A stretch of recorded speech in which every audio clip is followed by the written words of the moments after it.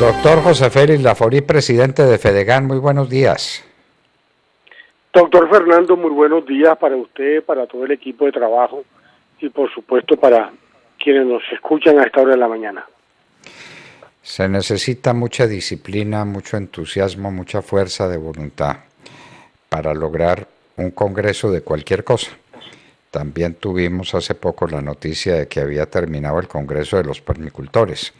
Aquí estamos con el presidente de Fedegan, que hizo un congreso de ganaderos virtual, que es como hacer un partido de fútbol sin público, o con un público que está viendo por televisión, que está viendo a lo lejos. ¿Cómo fue eso posible, doctor José Félix Laforí, y con cuáles resultados? Pues la verdad, Fernando, que cuando me metí en este tema, porque no había otra alternativa, creí que iba a ser mucho más sencillo, pero no lo fue, y no lo fue por una razón elemental. Cuando usted convoca un congreso presencial, se compromete, por supuesto, a quienes van a participar como panelistas, y muy probablemente hace un par de llamadas a lo largo del mes previo para que verificar si hay alguna dificultad por parte de cada uno de ellos. Y los espera el día, ¿no?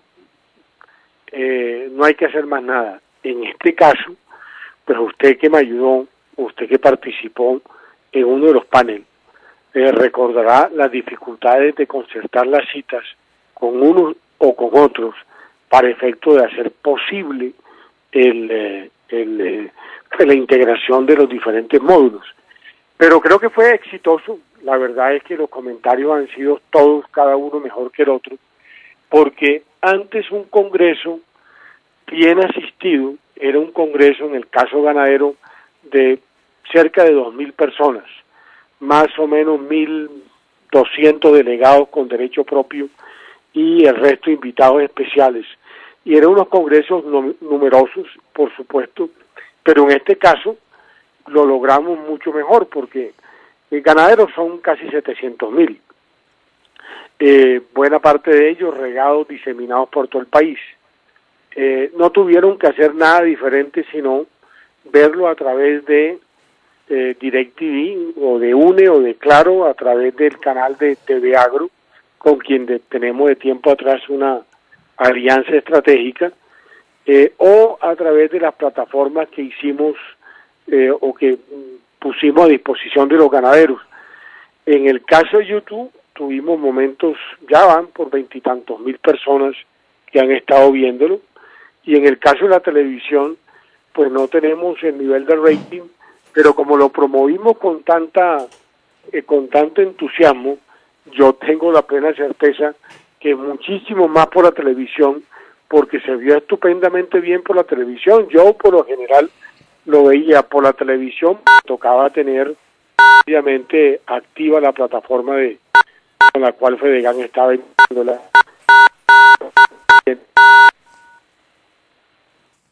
¿Aló? Aló. Sí, no, es que tenemos un pito.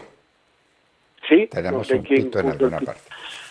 Sí, bueno, como con el Congreso, Fernando, una cosa muy singular.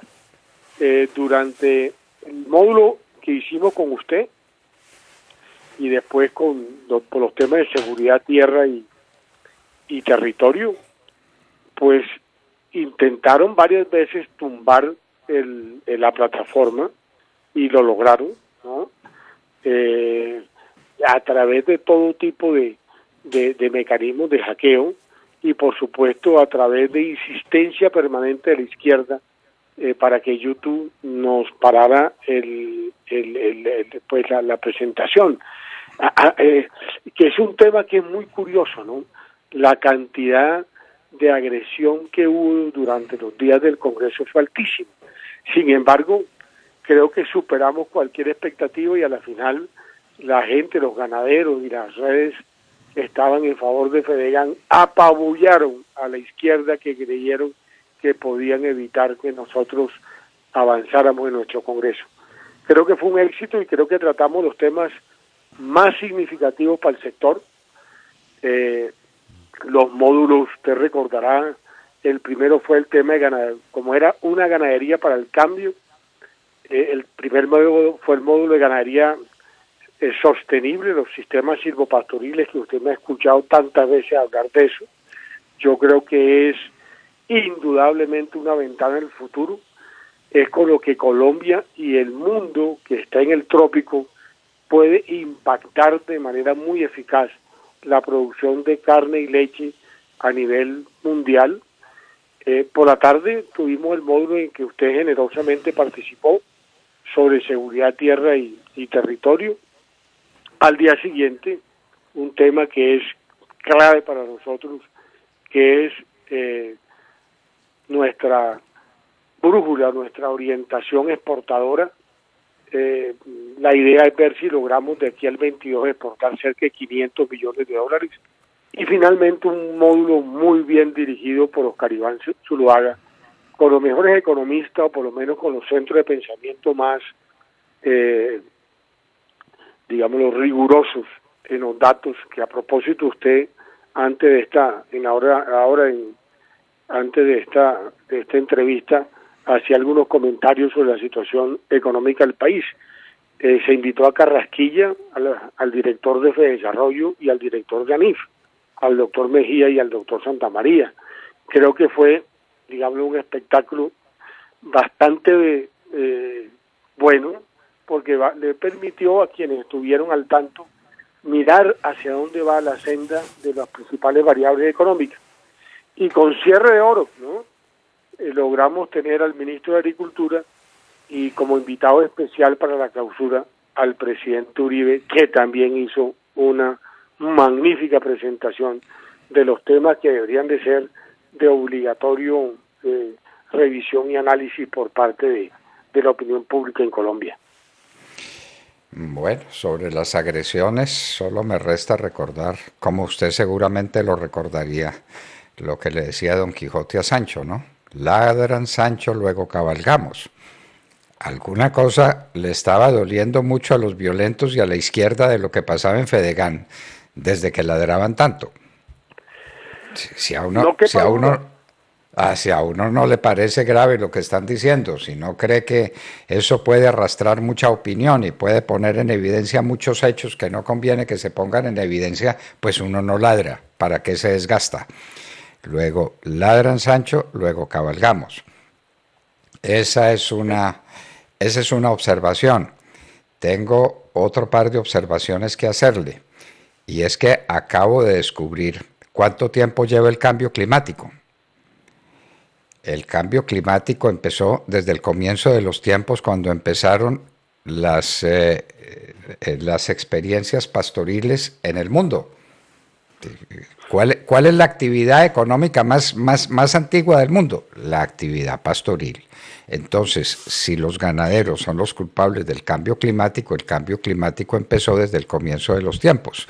Saco esa conclusión. Y otra sobre el que ruego una palabra, porque esto no puede pasar desapercibido.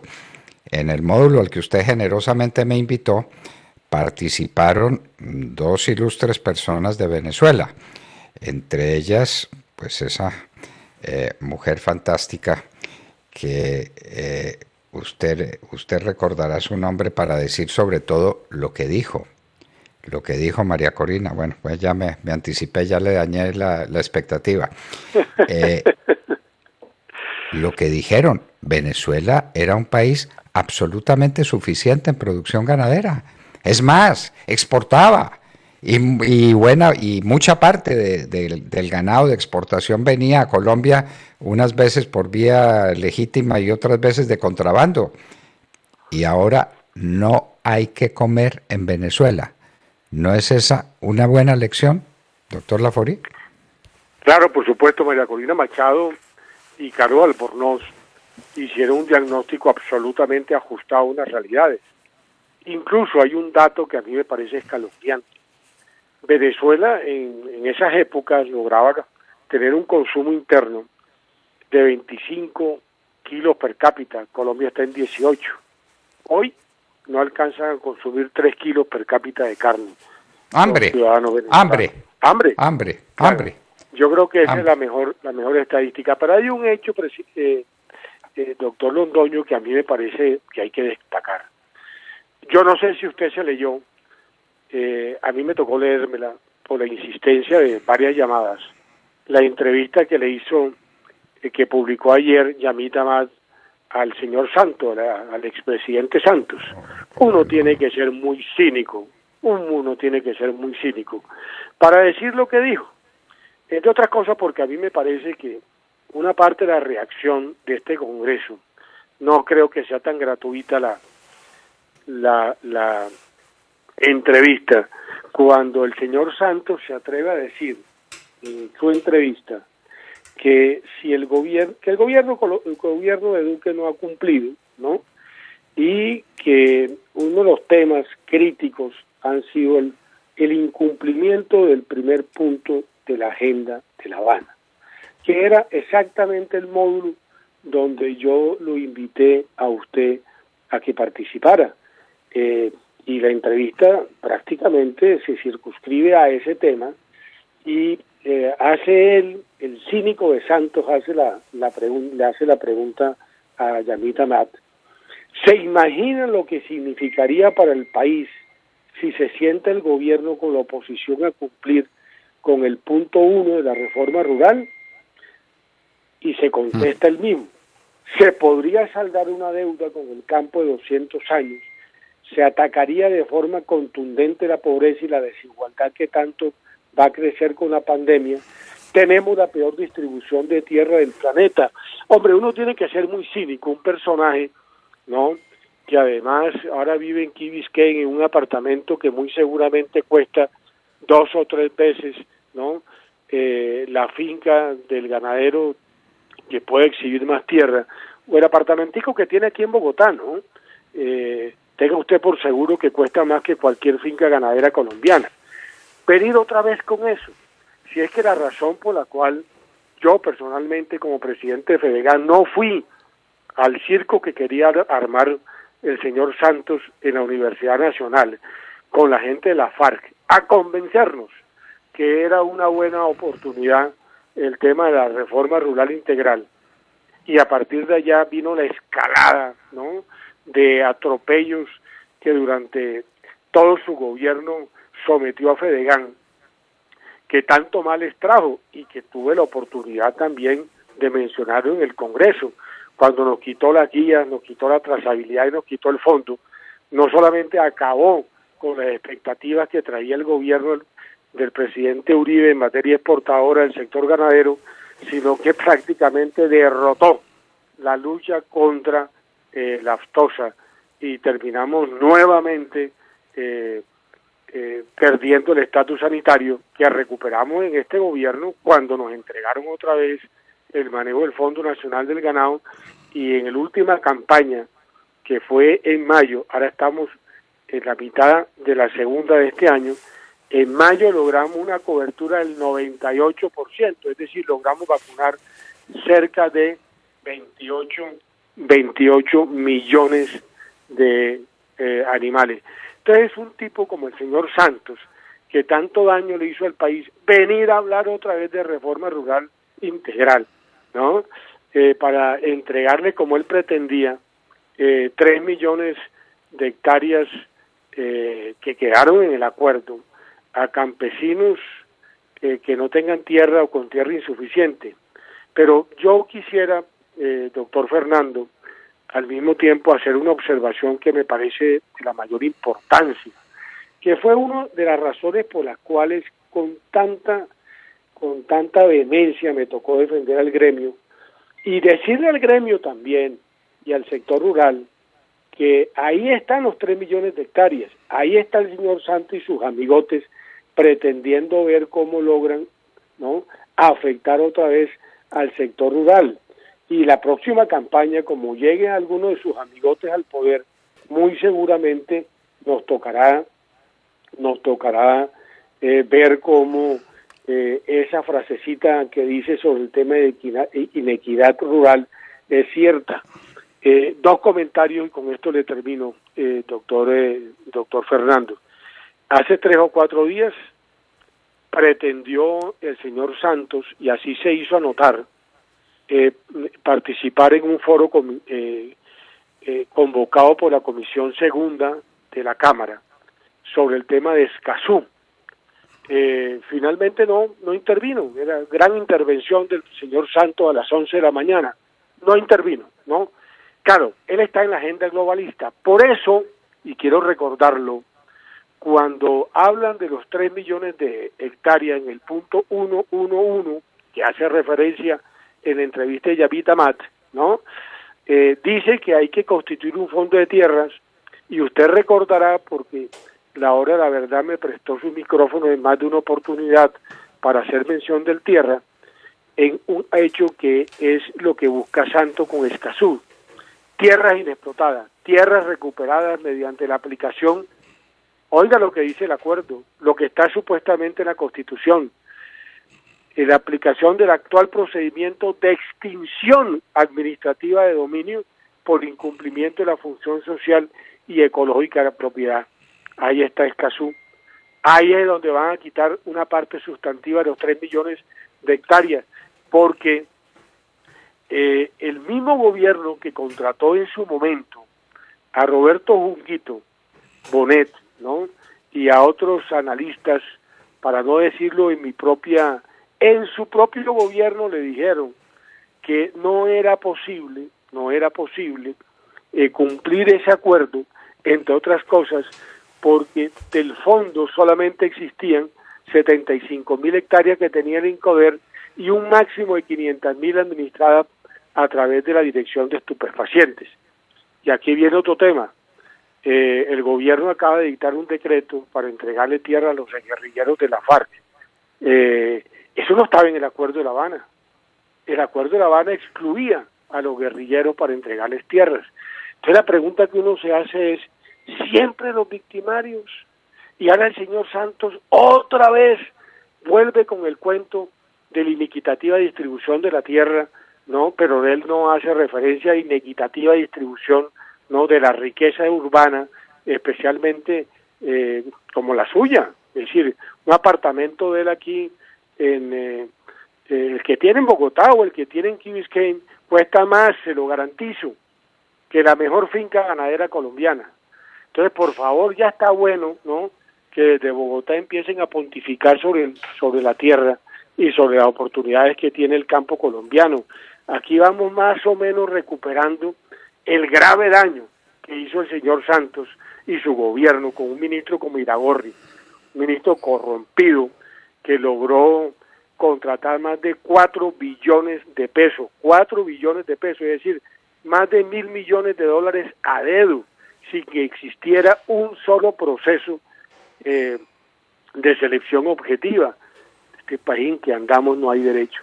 Me da pena porque la llamada era simple y llanamente para los éxitos del Congreso, pero yo tengo la plena certeza que esta entrevista no es una entrevista inocente para que el señor Santos venga a reclamarle al gobierno del presidente Duque que no ha hecho nada con respecto al punto 111 del famoso, ¿no?, y maloliente Acuerdo de La Habana.